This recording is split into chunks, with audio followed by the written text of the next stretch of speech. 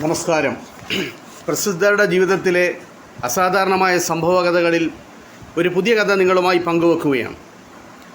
Jungle book എന്ന പുസ്തകത്തിൻ്റെ രചയിതാവാണ് Rudyard Kipling.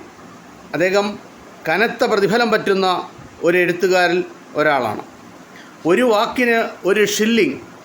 ബ്രിട്ടനിലെ മുൻകാലത്ത് നിലവിലുണ്ടായിരുന്ന നാണയമാണ് ഷില്ലിംഗ്. അതാണ് അദ്ദേഹത്തിൻ്റെ റേറ്റ്. ഇങ്ങനെ കണക്ക് പറഞ്ഞ് കാശ് വാങ്ങുന്നതിൽ ചിലർക്കെല്ലാം കിപ്ലിങ്ങിനോട് എതിർപ്പുണ്ടായിരുന്നു. ഒരിക്കൽ ഓക്സ്ഫോർഡ് യൂണിവേഴ്സിറ്റിയിൽ നിന്നും കുറേ മുതിർന്ന വിദ്യാർത്ഥികൾ കിപ്ലിങ്ങിന് ഒരു ഷില്ലിംഗ് അയച്ചു കൊടുത്തു, കൂടെ ഒരു കുറിപ്പും.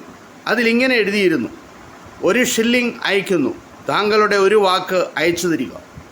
അദ്ദേഹത്തെ കളിയാക്കിയാണ് ആ വിദ്യാർത്ഥികൾ അങ്ങനെ ചെയ്തത്.